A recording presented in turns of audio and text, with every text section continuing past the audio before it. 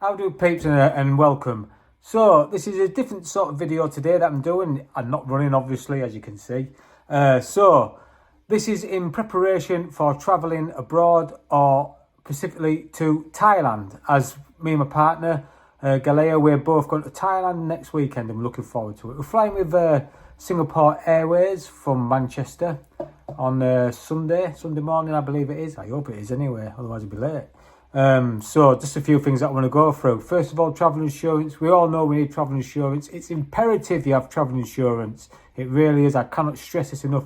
If you lose your passports, if you've become ill, if you're involved in an accident of any kind, travel insurance is so important. Don't forget to take a paper copy, a hard copy with you, photocopy that copy again, have a copy on your telephone if you're taking a mobile phone, and screenshot it as well.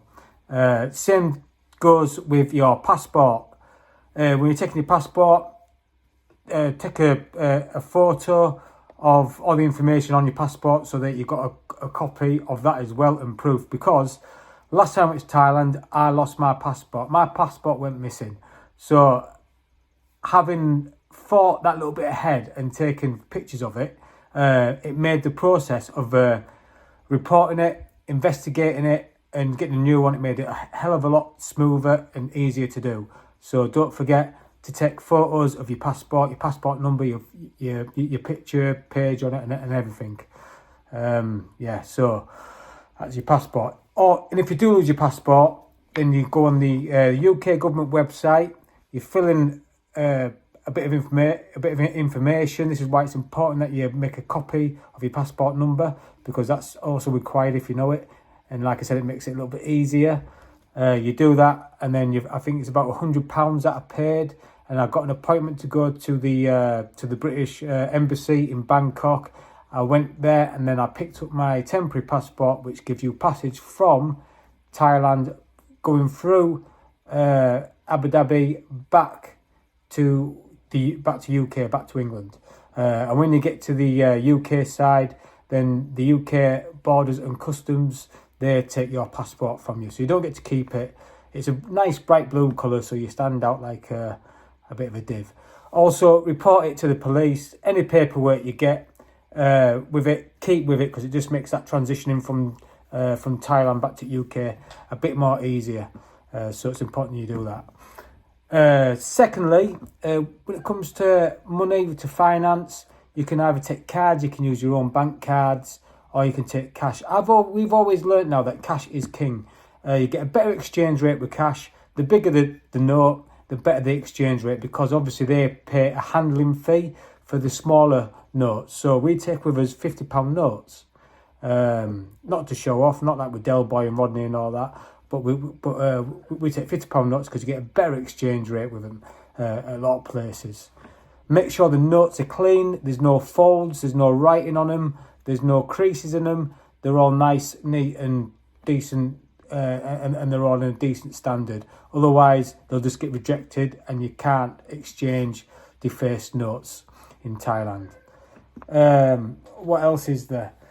Driving licence. If you go to the post office, you can get a international driving licence. It costs about £5.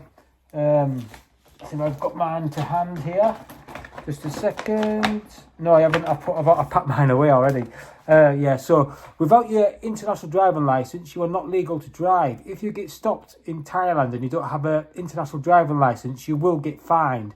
You could also come to a risk of spending a day in jail and getting fined and going to court. And that's just costs and costs and costs. And should you be unlucky enough to have an accident, a shunt or anything, or you damage a hire car, then you are not insured. Your travel insurance will not cover you. So for the sake of a £5, and all your entitlements are stamped on it as well, it's worth it. Do things properly and you'll have a good time. Now, for drone enthusiasts, I have a drone. I have a DJI Mini 3 and a DJI Mini 4. There used to be a long process of applying for a drone license. It used to take up to 2 months in the early days. But now you go online, you go onto the CAAT website. It's the Thai drone registration website. You can see it there. And what you do, you pay £64. You take all you are required to do is put in your drone information, your address, where you're going, where you're staying in Thailand.